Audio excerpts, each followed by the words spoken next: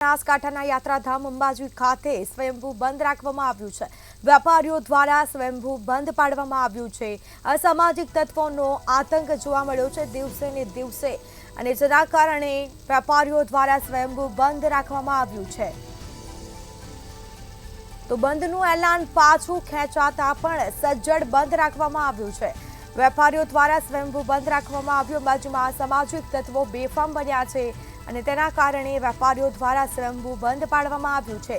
વારંવાર વેપારીઓ અસામાજિક તત્વોનો શિકાર બને છે। તો વધુ વિગતો સાથે સંવાદદાતા રમેશ પટેલ ફોન લાઈન પર જોડાઈ ગયા છે। જી, આ સાથે યાત્રાધામ અંબાજી ખાતે વેપારીઓ દ્વારા સ્વયંભૂ બંધ પાડવામાં આવ્યું છે, શું છે સમગ્ર મામલો? જી, વાત કરવામાં આવે તો સમગ્ર ઉત્તર ગુજરાતનું યાત્રાધામ છે અંબાજી, ને અંબાજીમાં છેલ્લા કેટલાક દિવસોથી અસામાજિક તત્વો દ્વારા વેપારીઓ પર હુમલો કરવાની ઘટનાઓ સામે આવી રહી હતી। અંબાજીમાં મેડિકલ સ્ટોર ઉપર 4 જેટલા શખ્સો દ્વારા હુમલો કરવામાં આવ્યો હતો, જેને લઈને વેપારીઓમાં ભારે રોષ ફેલાયો હતો।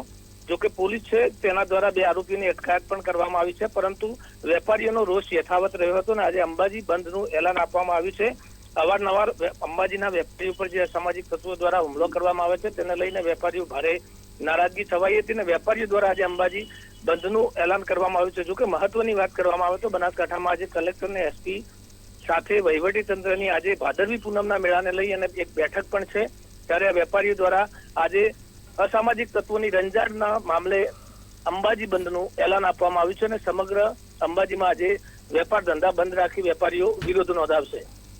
જી બિલકુલથી, તમામ જાણકારી આપવા બદલ આપનો આભાર। તો આ સાથે મેડિકલમાં જે ઘટના બની હતી મારામારીની, તેમાં 2 લોકોની ધરપકડ કરી છે। આ સાથે હજી પણ વેપારીઓમાં ભારે રોષ જોવા મળ્યો છે। કલેક્ટર અને એસપી પણ અંબાજી પહોંચશે। બેઠકનું પણ આયોજન કરવામાં આવ્યું છે। ભાદરવી પૂનમ મહામેળા 2024ને લઈને બેઠક યોજાવાની છે અંબાજીમાં, અને બેઠકમાં આ મુદ્દા પર પણ ચર્ચા થઈ શકે છે।